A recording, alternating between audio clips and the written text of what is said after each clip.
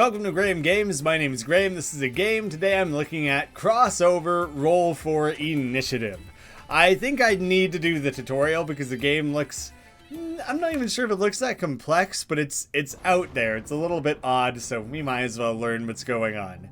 Yikes. Glad I'd stopped playing on my computer. That felt really weird, though. We're not going back to the computer. So the entire idea here is that you have a dice tray and you need to make some combinations, like I'm guessing basically like a Match-3 or something like that.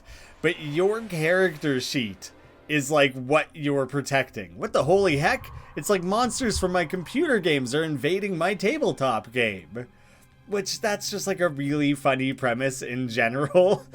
I must be tripping. But I'm damn sure not gonna let them kill my character directly attacking the hit points there. We gotta stop them. First, you need to match some dice to power an attack. 3 or more of the same type can be matched in a row. Left click on the indicated die to select it. The little triangle guy back there. Now left click the indicated dice to swap positions. So yeah, we're doing Match-3 stuff. Extra info, you can see hotkeys and things. Now you can afford a weapon attack at a cost of 1d4. Left click the highlighted weapon or press the hotkey 1 to initiate the attack. The highlighted weapon, yeah, okay, the fine point dagger. Aim your attacks, the enemy is within the weapon's damage radius, and click the right mouse button to strike. That wasn't enough to kill him. Normally you could re-attack after the weapon cools down, but let's try a spell instead. Click this die, give him a swap, I'm guessing there. To swap them and gain enough d6 in your inventory for... Yeah, so there we go, we have more d6. Sometimes the new dice can cause a cascade of automatic matches. For now, left click the indicated spell from the hotkey thing, and then the spell is a projectile, so works differently. Anything along the path will be hit with bonus damage for a bullseye. Right click to shoot. Now let's try an item. They deplete on use, but more can be bought from the merchant. Left click the indicated item. Weakens and makes vulnerable enemies in an instant. Vulnerable and weak.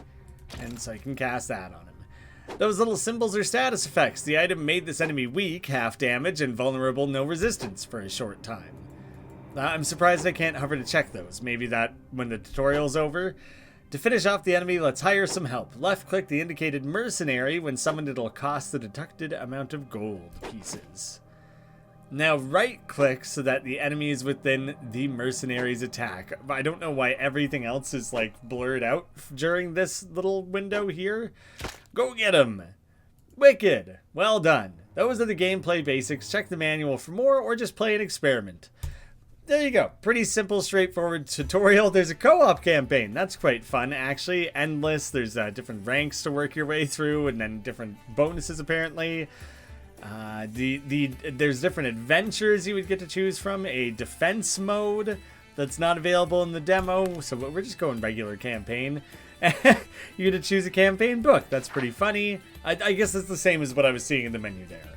Adventures and Calador, a large fantasy world with varied regions for adventuring. Mythical creatures, undead priests, and scheming bandits roam the land.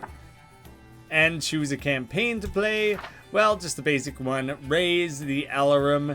As a veteran courier of the Celadorian High Council, you're used to venturing into dangerous lands. Something evil is rising, and it's your task to warn every corner of Celador before the invasion begins. Rolling up a character. Oh, I actually get to make a character? Alright, I'm just going random on the name.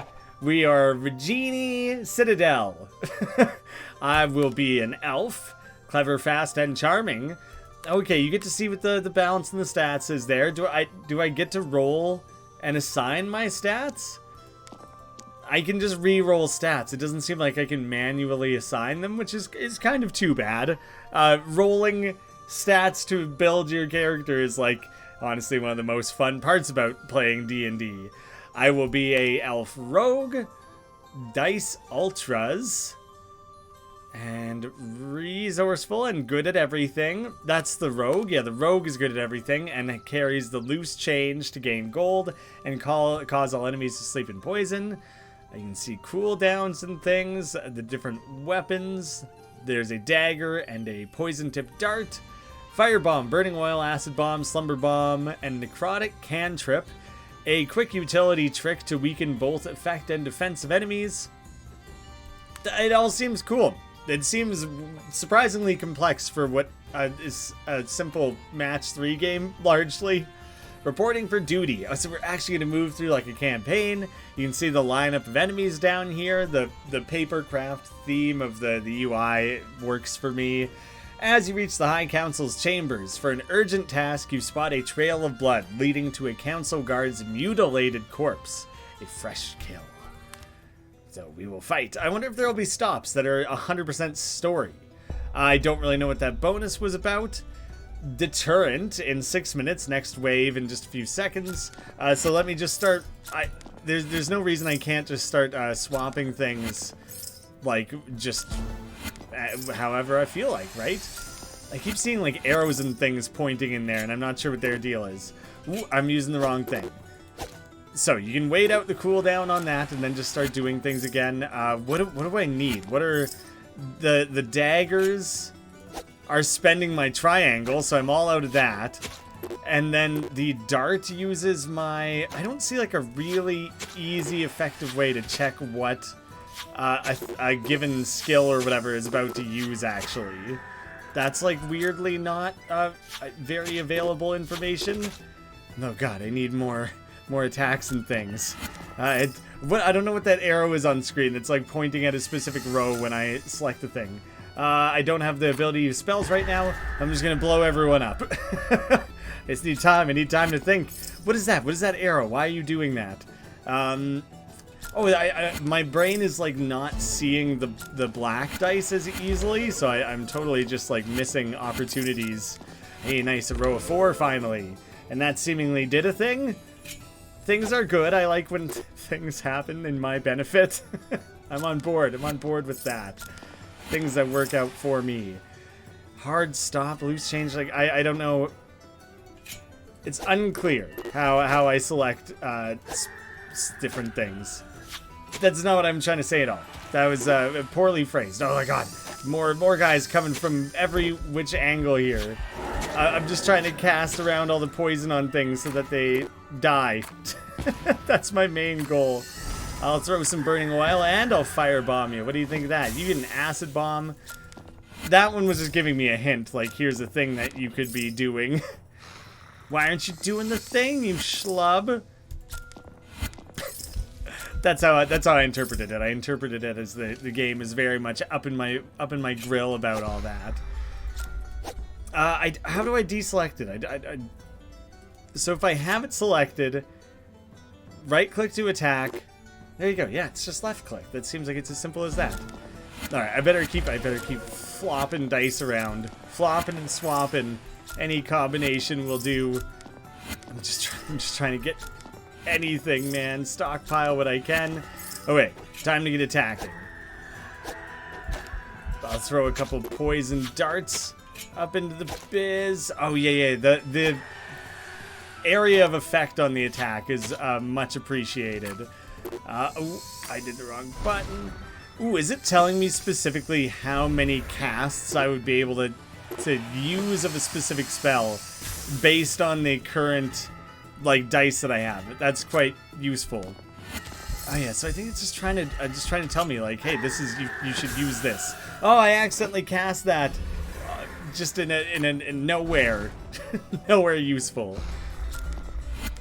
That'll slot in.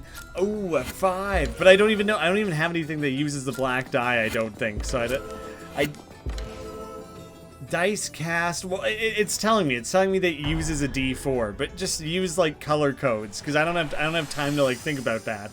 Just show me the color of die. I understand that that's how it would work on a D&D sheet. But in D&D, you have all the time in the world to stop and think about what you want to do and assess the trade-offs or whatever. Whereas here, oh, see, if I click over here with a weapon selected, get rid of the weapon, drop the weapon, let go of it. Like, why? If you click almost anywhere else, I feel like it does drop the weapon for you. Like if I click over here, it gets rid of it, but on the board for some reason not, even though that's the next most common place I would click. Maybe there are spells that you can use on your dice rolling board, and that's where that would come into play. But for my standard attacks and things, it didn't matter. Oh, I never used a mercenary. Maybe I couldn't have. I might not have had the gold necessary for that. The High Council is safe for now. Those monsters snuck through their own planar gate. The Council dispels the gate and asks you to send word to the far reaches of Celador of a pending invasion. Stage reward. I could accept gold, accept a new type of mercenary, a druidess fighting for the tranquility of Celador, 1 times ranged, accept spell, a demonic yelp, a projectile that draws on a minor demon for power, and a dwarven mace, which they both use d6s, sturdy but small smashing weapon. Maybe I just want a new type of weapon. I already have a d4 weapon, maybe my other one was d6. I might have 2 d6 weapons now. Encounter. So yeah, there are like story-based stops along the way as well. Stopping at a ramshackle outpost to ask for directions, you meet an old man with a twinkle in his eye. How'd you like to buy some of my memories, he asks. I've learned a lot about this world in my time. It'll only cost you a few gold pieces, let's say 100, or whatever you've got in the pouch. Refuse, agree, and pay, screw the fee, beat the memories out of him. I'll pay. He places a scrap of cloth in your hand and chants softly, nothing seems to have, wait a minute, your brain is brimming with useful new information. Nothing happened, wait, everything happened! Warren Cainod's Manor. First stop is the spiraling city of Cainhold, capital of Celador. As you near the mayor's mansion, you hear something scrambling nearby. I'm guessing it's all these bugs and creatures and a deranged imp. I thought it was like a dragon, a ghast acolyte. The enemies are cool. I like their designs. It's simple. It's effective. I like how that works and just generally how that looks. Now, this may be, I think, running into an issue that's quite common in, like, design. Stage 2 and Campaign 1, I think, are written in the same typeface. This title and this are written in the same. These buttons are the same, and I think the character and merchant also match this top one here, but I think, and then Celador, I think there are 4 different typefaces on the screen currently. And I guess I see how they're trying to group them together, but it's a bit much, and it makes things feel a little bit, like, not necessarily connected. So, HP per level, weapon damage, weapon cooldown, spell damage, and mercenary costs. Okay, I was actually kind of starting to wonder, like, I don't actually really know what effect my stats are having. Oh, see, I have 2 d6 base things now, so that's not great, and the poison one was strong. I think it's probably better overall. Yeah, that may have been a mistake of a choice. Having some gear and stuff, that'll be cool. And the merchant, you can visit him anytime. I kind of like that. That must be my gold. See, this, like, the UI here is a little bit like nothing seems like it's matching. There's ripped out pieces of paper on top of paper, and then there's old-timey paper, and then there's plain brown, and then there's this weird crystally blue, and then it kind of matches these, but none of that matches, and it's quite mismatched in a way that is a little bit like this screen is kind of overwhelming. It's a little bit visually complex, I guess. So, I could afford anything. Pick of the litter. Carved from the bones of a speckled rockin'. It gives a better armor rating. I guess I could open this as well to see what I get. Well, I know I have nothing, but passed down to the generations and showing their age. It has a higher armor rating, which right now my armor, it's just the percent damage is reduced, I guess. Oh, I have gloves. Light hand armor with enough movement to pickpocket. So I guess I have that because I'm a rogue. Evasive cloak, swirls and twirls, making you harder to hit. That sounds really good. Any damage to area damage to unliving only. These are items that I would be able to use, like the bomb. Yeah. Okay, that's pretty good. Did I use up a bunch of items? Do those have limited uses? Healing potion. I'm gonna grab the cloak, and I'll assume it equips. It did equip right away, and so it added a lot to my armor rating there. That's quite nice. Slows enemies in an instant. Damage to unliving only. Higher armor rating. Is that all that's gonna add? The necklace there? That's fine. Whatever armor rating. That's good to have. Probably. Let's carry on. Fight our way through some things. Rolling for initiative bonus start to 6s. Is that what that was? It happened too quickly for me to really appreciate what was going on there. I realized that I kind of only have use for D4s and D6s, so that should be my priority, but I kind of just have to try and like clear the board a little bit. So there, we're starting to get things showing up here. Oh, is that? Nope. I still don't know what those arrows popping up on screen are. I can already see a mistake I just made. Well, it's probably a few, but that was quite a major one. Quite an obvious one, I guess. So yeah, I may have actually used up items. I was maybe a little too willy-nilly with those. I was just kind of throwing them around because I thought they would just recharge and I didn't actually have to worry about it. Oh, I hate deselecting the item there. It's a demo. That sort of thing can be worked on. I guess that arrow is telling me the direction everything is going to roll. Yeah, but that's less useful to me when I've already made the choice, you know? Like, it's kind of too late by that point. Like, it would be nice to know when I select this die, what direction is it about to roll, and be like, oh crap, that's not how I want things to. But there's enough going on screen that I don't think I really personally would have the time or wherewithal to make that sort of decision in the moment, you know.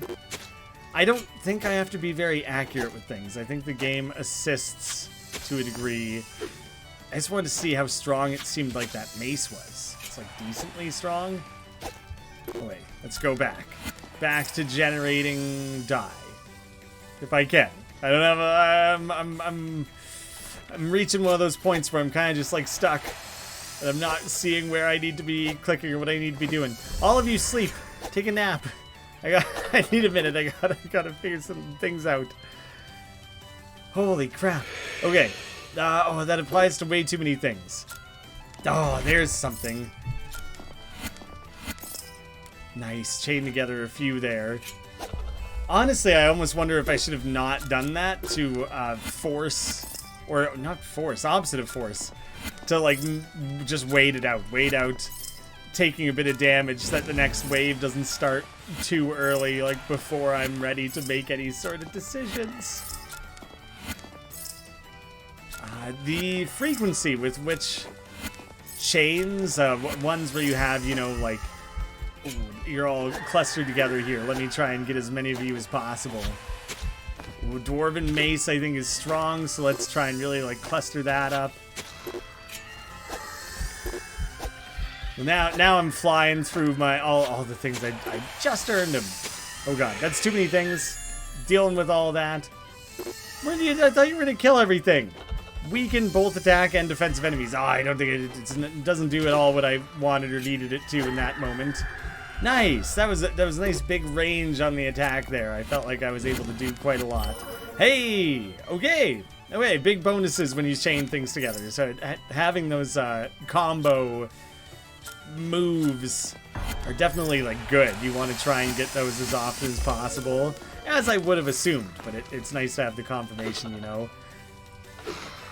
I like the range on attacks a lot. It's kind of nice to try and like get as many things in a singular attack as possible, and I think it's like pretty effective.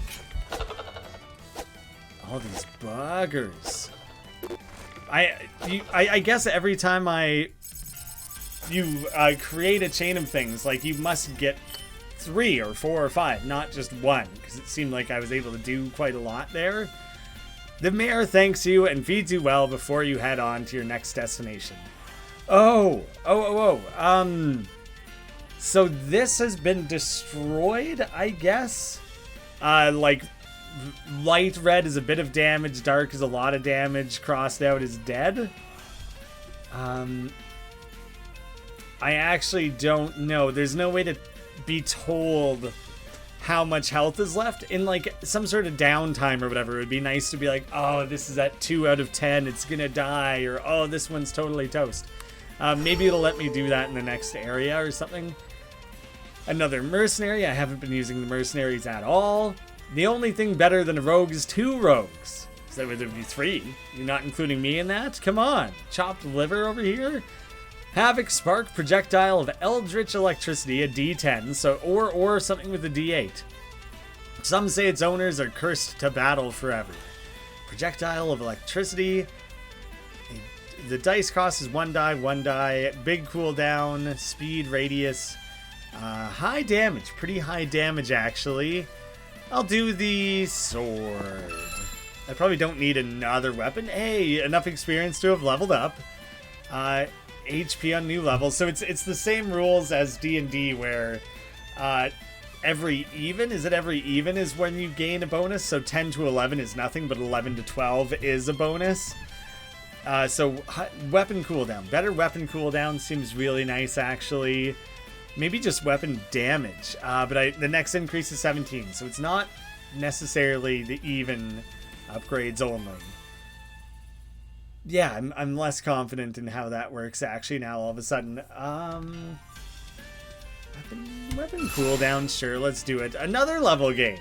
Didn't expect that. Well, then let's do strength and we'll start building towards that. An encounter. This is the last place you'd expect to find a rare heat sprite. It seems to be in distress, convulsing with energy. It looks like it's gonna blow. Throw spare clothing over it to blunt the heat. Shoo it behind some rocks where it will do less harm. What am I throwing at it here? You bear the intense heat and manage to dampen the sprite's overload.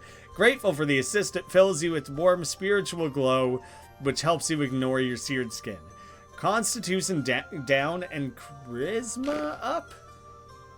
Charisma, is that? Yeah. Okay, well, I'm less concerned about shop prices overall. Call of the Quiet Desert. You leave sealed messages for each tribal leader at a neutral trading post, but soon after leaving the area, you hear a disturbing growl behind you. I should probably buy more things. Does everything just repair itself on its own? That kind of seems to be the case. That cantrip's not that useful to me. The trousers maybe, or a hat. Slightly better than striding into battle naked, fine and dandy. 6%,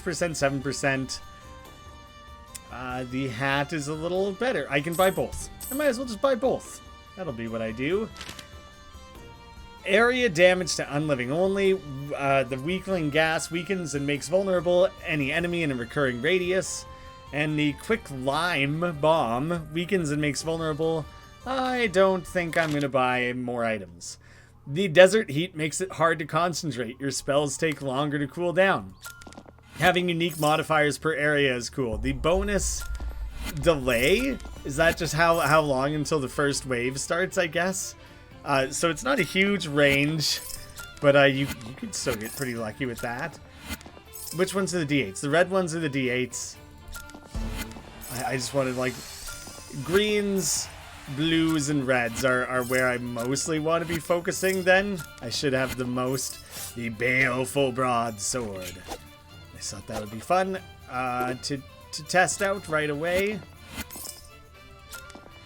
And potentially when things automatically happen as a result, do you get additional bonuses? I feel like that would be kind of, I don't know, like, feel fair. Or is that when things, spells cast across the screen like that take place? I think that's probably some of what's going on there. So that's kind of cool. That you could be offensive by going over here and committing a bunch of time to, like, sorting all these things out and combining them as much as possible. I keep getting so many of the D20. I don't really need the D20 at all. Oh, the slow cooldown was felt for sure. Oh man, but the... Right, because it's literally a D8 of damage, so it's rolling the damage. So sometimes you're like one-shotting guys, and sometimes it doesn't go well. I like that. I like that they pulled that directly from D&D. Like, no reason to change it. I think it was wise to try and hang on to a few, like, key things from the actual tabletop game. I don't know what your deal is. Big, beefy red one there. A lot harder to kill.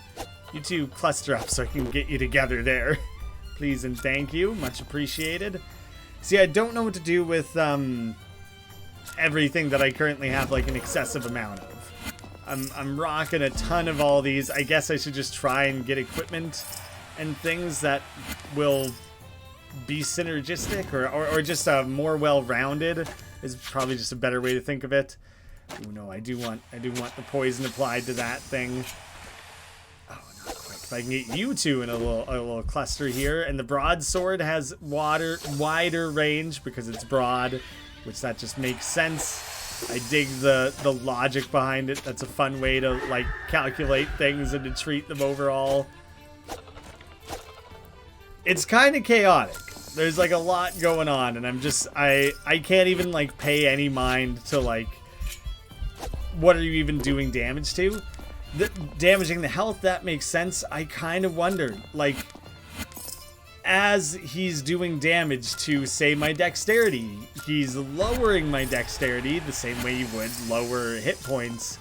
And I think the way it's working is that, like, it is making my dexterity and things worse. And so then if my dexterity is worse, then it affects things like my cooldown and my damage dealt, and like, and then they're literally just attacking my health. I need you guys to slow down on all that, please. It's a lot. Okay. The cluster damage is nice. So that's cool, because I think that means they're lowering your stats, they're making your equipment unavailable, so they're making you weaker. So maybe you want to be extra attentive about protecting a specific stat, as well as your health. You make it out of the desert and don't look back. Never did like the heat. No man, AC all the way. Campaign complete. Lawful evil. So that's my ranking. I didn't actually do anything, make choices or anything to become lawful evil. You've completed the small taste of crossover, but try playing with other race and class combos. Wishlist the full game. Experience 100 plus stages, unique game modes on release. I think there's a lot of cool ideas on display here. I dig it. I think they're, and even just in this screen here, like what is, like, it's jarring. This button, these buttons, there's nothing, it doesn't tie together in a way where I'm like, oh yes, this is all one uniform thing coming from like one team. This feels like 3 different artists contributed assets, which it may have been, but I think it needs a little bit more art direction to tie it together. I think lean heavily into the tabletop themes, the paper craft, that sort of stuff. It's working well. Commit to that rather than like, what is this? Like a stone thing and a chalkboard maybe, or like I don't get it. So I would say lean into the paper craft stuff for the art direction, and then the 3D stuff for the environment, I guess, because then you can move around the room, and that's quite fun to have, like, moving through the map of the campaign and moving around the room, like, that comes together. And then have the enemies and the world have these, like, more fantastical, mystical, crazy elements to it, portals and things, combined with just, like, raw, real-world stuff. I think that could be a cool combination, like, juxtaposition of the two themes. I think it's cool. I would be interested to see what the different game modes are. I like the events as you're going along your way. It makes you feel like you're playing more of like a tabletop campaign. Cool ideas overall. I will have a link down below if you want to check out the demo for yourself. CrossOver, wishlist on Steam now. Thank you all so much for watching, and I will see you again soon.